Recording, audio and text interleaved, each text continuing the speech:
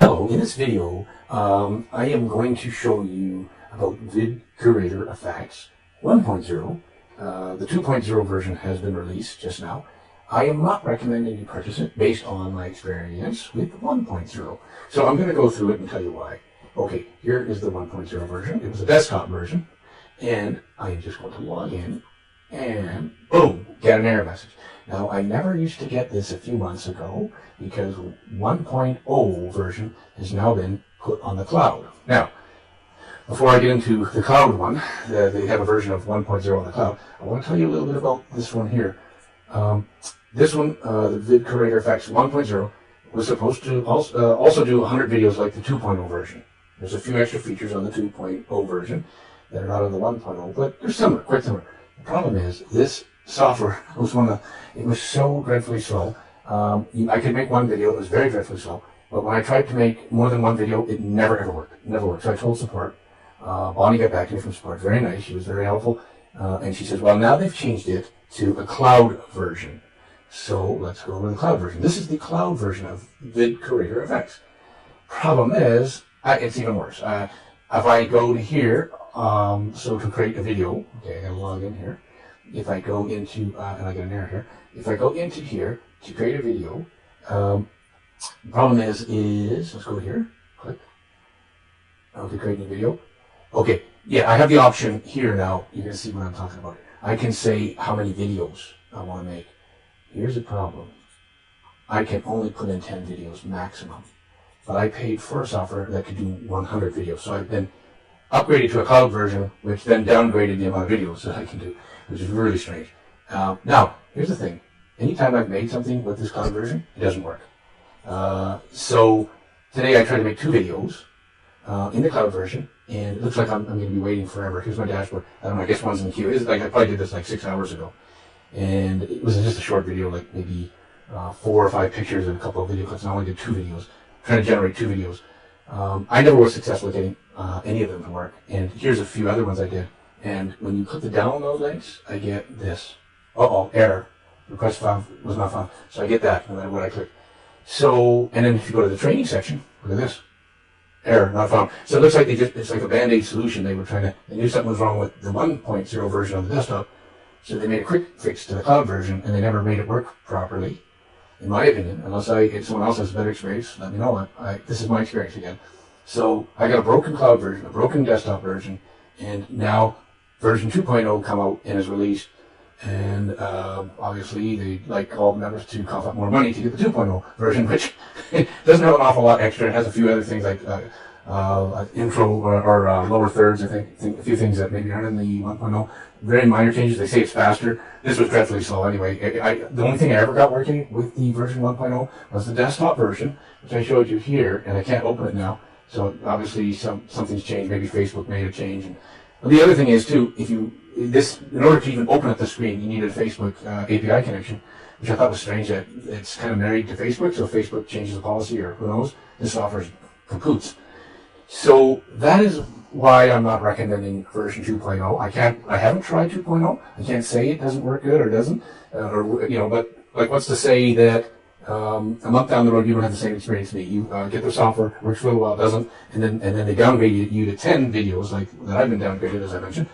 So this is my reason, and so you have the choice. But I do have another recommendation. And I do like this software. This software here is called VideoSpin. I'll have a link under this video. You can check it out.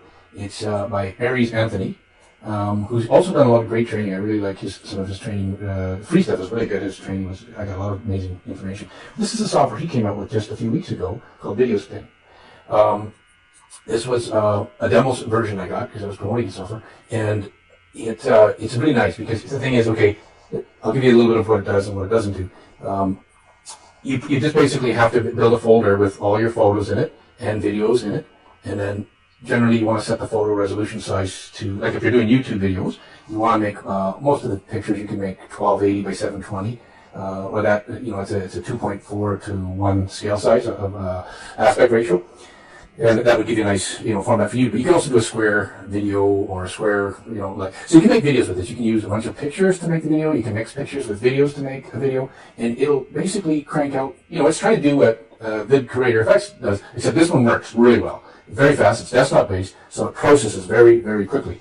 I did a video, okay, with some slides I got from Mexico when I was there. I took some pictures, so I formatted all the pictures to 1280 by 720, and I put them in a folder, and then I just said, okay, I have 72 pictures in there.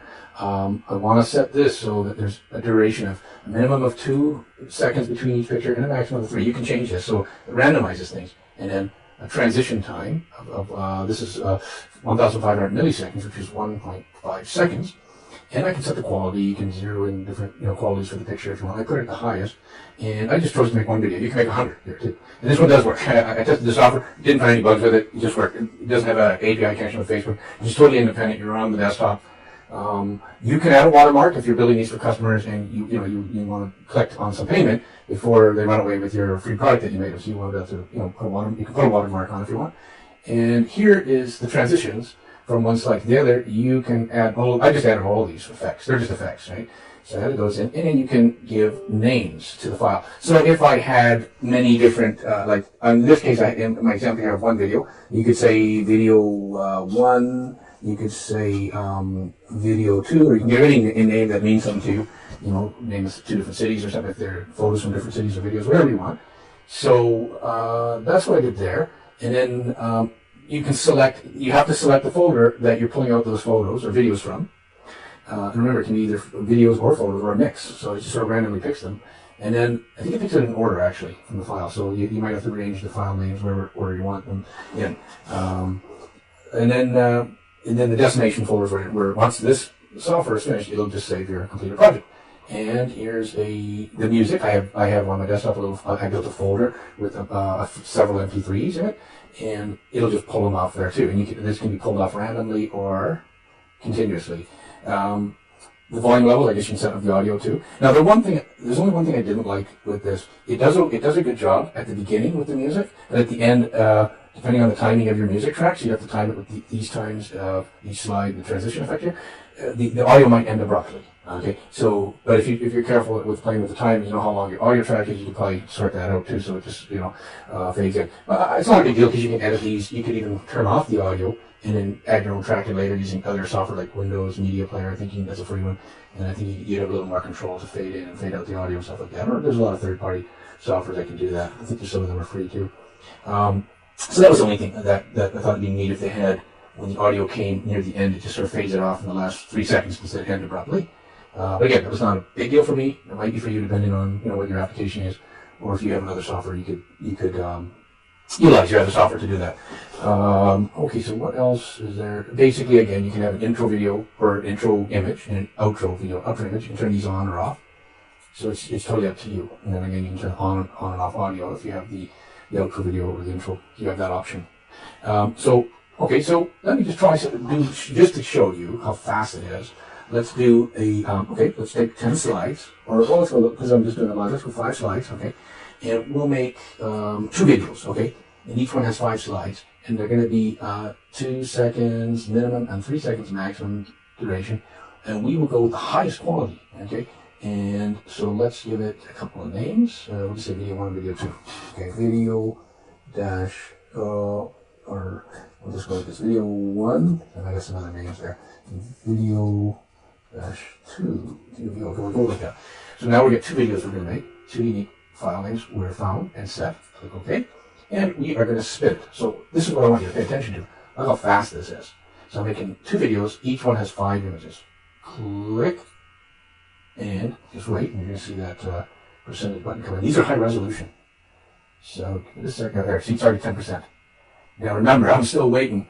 I've been waiting 6 hours for VidcuratorFX 1.0 on the cloud to work. I don't think it's ever going to work. None of them have worked for me so far.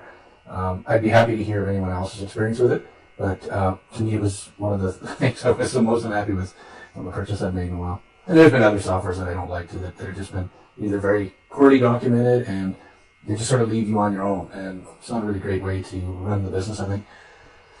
But here we go. Okay, so already we're 50% done. You have to forgive the flicker on my screen. It's a Asus computer, that has a problem with that. I'm running on batteries right now because if I plug this in, it's noisy for recording audio. And if I have an Ethernet cable in, it's even noisy when I record the audio. So that's why I'm on batteries. But yeah, the computer's got a problem too. It's another issue. Okay, so already 78% done, and I am almost going to have to show you the results. And let's see. Now, I'll just play one of the videos just to give you an idea what it's doing. And near the end, how the audio kind of just ends a little bit. Okay.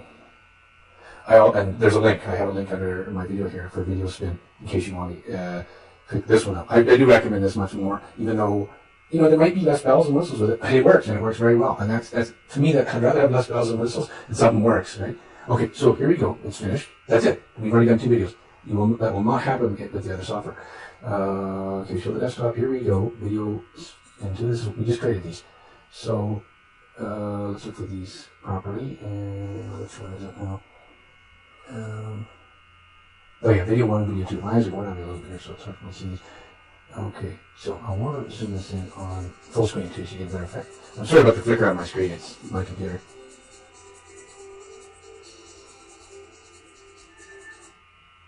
That's it. That was number 1. It was it's very short. Here's the other one we made. You see how the audio kind of ended fast? That's what I was talking about. Nothing really major, but it just, just want to tell you what's happening there. Okay, so that was it. Now you get an idea what that does. And so, go ahead, check out the link that I have for the other software, VideoSpin, if you're interested in it. But I do not recommend Video Curator 2.0, based on my experience. Again, you may have a better experience. I don't, but it's your gamble. It's your take, I just think that the customers for Video 1.0 should have been taken care of before going to something new. I mean, to me, it's like a broken software. The 1.0, I never ever got any use out of it. It was unfortunate because I love the concept. I think it was a neat concept, but just, it has some quality behind it. So that's my review, and so, go check things out and see what works best for you. And thanks for watching. Sorry, it was a little bit long, this video.